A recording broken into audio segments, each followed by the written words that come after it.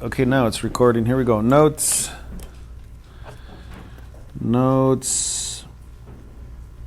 This is simplifying radicals, right?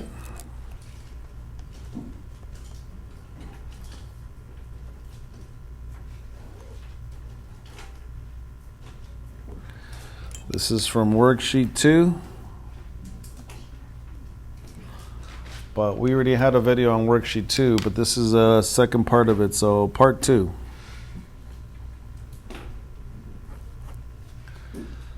All right.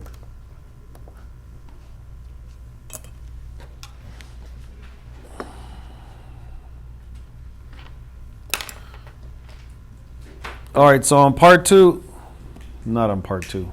On part 1, we learned to simplify something like this. Something like this, like the square root of 40, right?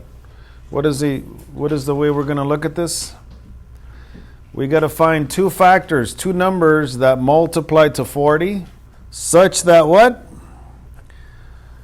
Something times something, such that one of them is what?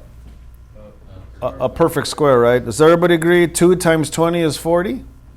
But I'm not going to use 2 times 20 because 2 is not a 8 times 5 is 40, but 8 is not a perfect.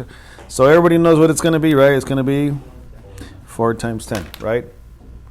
All right. And then we know that we separate these. And then the one that has a perfect square root, well, turns into what number here too, right? That's just 2 root 10?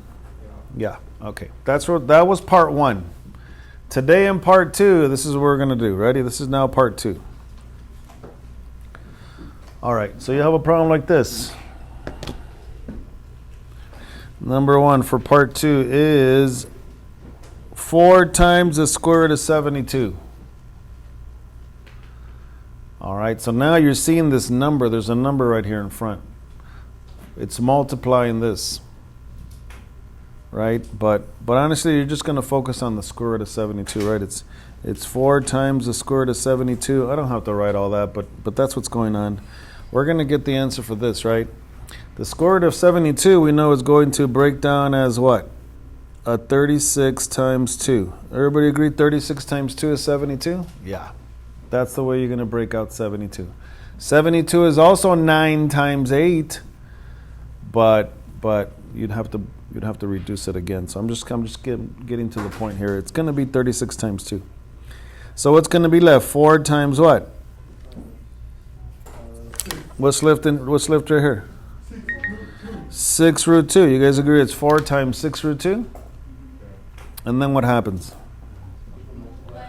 Then you only multiply the 4 to the 6. Are you going to multiply like distribute to both? Are you going to double dip here and multiply twice? No. You just multiply the whole number with the whole number. Final answer? That's it. That is it. That's all you got to do with that. The number, the whole number's outside, multiply. That is it. All right, let's do a couple more here. What about number 2? What about negative 2 times root 28? Negative 2 times the square root of a negative 28. Go ahead, start that off. Think about how you're going to simplify.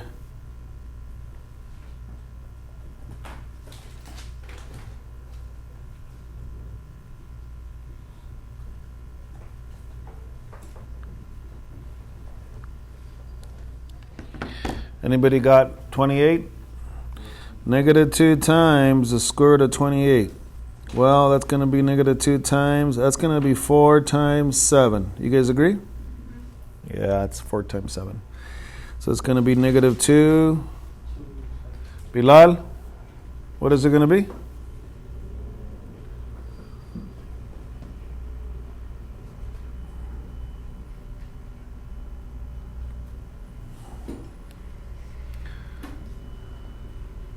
Everybody good? Because the square root of 4 is 2. And then what happens to these whole numbers? They multiply. Don't multiply this into the, no. Negative 4 what? Yeah, that's it. So just pretty close to what we already learned, right? So this should be pretty easy to finish up. All right, let me do a couple more. Let's see. Maybe make this a little bit more challenging. Is it going to be more challenging or is it just going to be simple? No. What about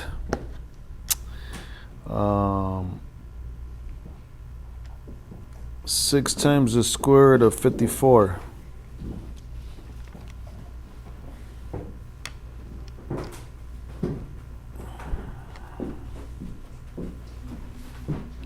Well, I can leave the 6 like this, and the square root of 54 is going to be the square root of something times something. What two numbers multiply to 54 such that one of them is a root, a perfect square, a perfect square?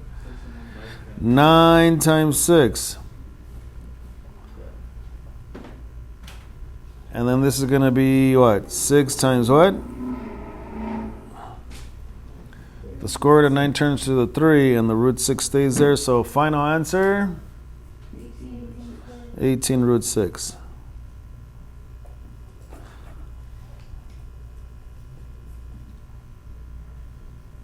Okay, last one. I think we're good, right? I told you this was not going. It's pretty easy, very close to what we already did.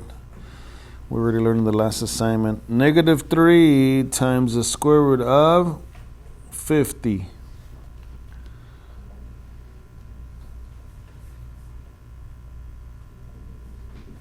Well, that's going to be -3 times what two numbers? 25 times 2, right? Come on, 25 times 2. Oh, yeah, 25 times 2.